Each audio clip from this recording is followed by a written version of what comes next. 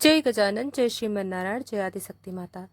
दोस्तों, आइए जानते हैं ज्येष्ठ मास महात्म्य कथा अध्याय 5 की पौराणिक कथाएं। दोस्तों, ज्येष्ठ मास हिंदू पंचांग का तीसरा महीना है जो भीषण गर्मी के लिए जाना जाता है।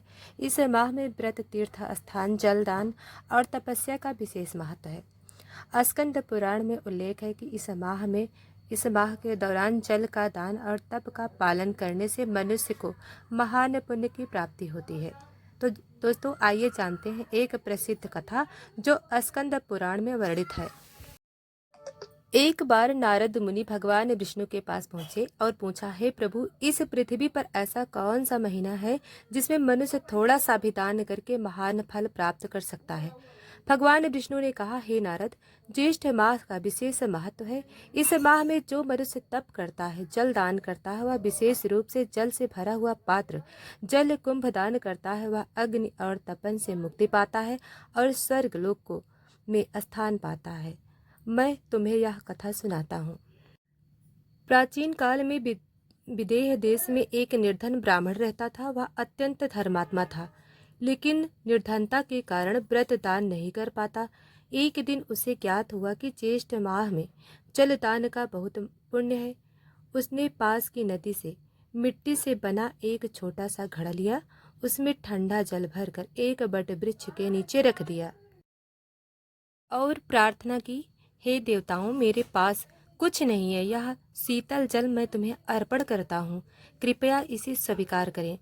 उनकी श्रद्धा और भक्ति से प्रसन्न होकर इंद्रदेव, वरुण और यमराज स्वयं प्रकट हुए और बोले, हे ब्राह्मण, तुमने जो शुद्ध मन से जल दान किया वह करोड़ों स्वर्ण दान के बराबर है।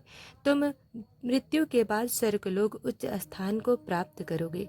दोस्तों, जल का दान विशेष रूप से ज्येष्ठ माह में अमूल्य फल देता है। यह मास तप, सेवा और दूसरों की प्यास बुझाने का प्रतीक है। गर्मी में एक घड़ा पानी भी अगर श्रद्धा से किसी प्यासे को दिया जाए तो वह महान पुण्य देता है। जलकुंभ दान, तांबे, मिट्टी या चांदी का जल पात्र दान करें। नंबर 2, वृक्षों का जल देना। बट वृक्ष, पीपल आदि को जल चढ़ाना चाहिए। इस महीने में जल सेवा, प्यासों के लिए सार्वजनिक स्थानों पर पानी की व्यवस्था करनी चाहिए। नंबर 4, तीर्थ स्थान, गंगा, यमुना या अन्य पवित्र नदियों में स्नान करना चाहिए। ज्येष्ठ माह की एक अमावस्या को पितरों की तृप्ति हेतु श्राद्ध व जल दान का विशेष महत्व होता है। इस मास में पुण्य कर्म करने से पूर्वजों की आत्मा को शांति मिलती है और पापों से मुक्ति होती है। महाभारत युद्ध के बाद एक दिन राजा धृतराष्ट्र अपने समस्त पापों से मुक्ति पाने के लिए व्यास ऋषि से उपाय पूछते हैं। व्यास जी कहते हैं, हे राजन, अपने जीवन में कई अनर्थों को संघर्ष स्वीकार किया, किंतु अब भी आपके पास मुक्ति का मार्ग है।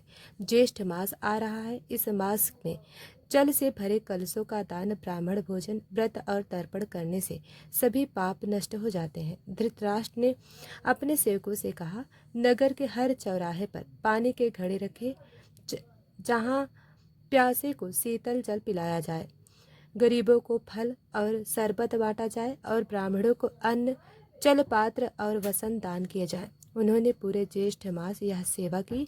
अंत में अमावस्या को गंगा स्नान करके पितरों का तर्पण किया।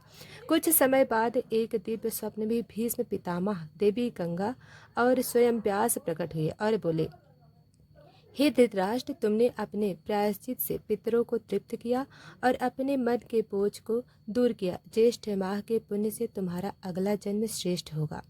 भले ही जीवन में भूले हुए हो, प्रायश्चित और सेवा से मुक्ति संभव है। ज्येष्ठ माह सेवा और पितृ से मुक्ति का समय है। इस माह में जलदान, पितृ तर्पण और तपस्या विशेष फलदायी है।